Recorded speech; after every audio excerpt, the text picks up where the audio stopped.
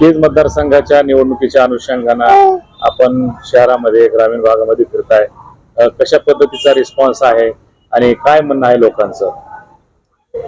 यावेळेला नमिताताई मुंदडा निवडून येतील, पण काठावर निवडून येतील अशी परिस्थिती आहे. नेमक्या लोकांना काय भावतंय नमिताताईंचं? नमिताताईंचे विकास काम काकाजी कधी उपलब्ध असते, त्याच्यामुळे नमिताताईच्या माग आहेत लोक.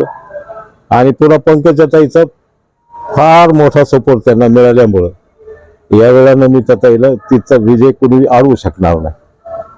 म्हणजे जे विकास काम झालेले आहेत त्याच्यावर या भागातले मतदार असतील, जनसामान्य असतील, ते समाधानी आहेत असं तुम्हाला वाटतंय का? याहून आणखीन जास्त विकास काम व्हायला पाहिजेत. रोड झाले पण माणसांचा विकास नाही, माणसाचा विकास व्हायला पाहिजे. जे काही समजा रोजगाराची साधनं आहेत, MIDC सारखे प्रकल्प या ठिकाणी उभे राहिले पाहिजे. पाणी सप्लाय यायला पाहिजे. मांजरा प्रकल्पातलं आपल्याला जे कृष्णा खोऱ्यात 21 TMC पाणी मिळणार आहे ते मिळायला पाहिजे. इथं कालव्यानं आलं पाहिजे.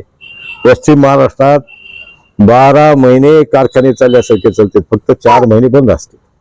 तशी परिस्थिती आपल्याकडे नाही. 1 वर्ष पाऊस नाही पडला कारखाने बंद होते, लोक बेरोजगार होते.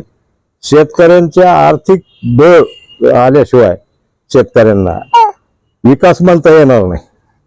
रोडचा विकास झालाय पण माणसांचा विकास नाही, तो व्हायला पाहिजे. साधनं उपलब्ध झाली पाहिजेत रोजगाराची, त्या दृष्टीने प्रयत्न करणं गरजेचं आहे. आज 70% समाज शेतकरी आहे, शेतीवर अवलंबून आहे. त्यांना त्यांच्याकरता काही ना काहीतरी व्हायला पाहिजे ना. त्यांचंच काही खरं नाही, त्यांना पाणी नाही, ऊस नाही, काही नाही, लाईट नाही, याच्या सोयी व्हायला पाहिजे. नमिताताई प्रयत्न करतायत पण आणखीन काही तेवढं पूर्ण सक्सेसफुल झालेलं नाही. राज्यामध्ये जे सरकारचे जे धोरण आहेत, मग त्या धोरणाचा काय परिणाम होईल का?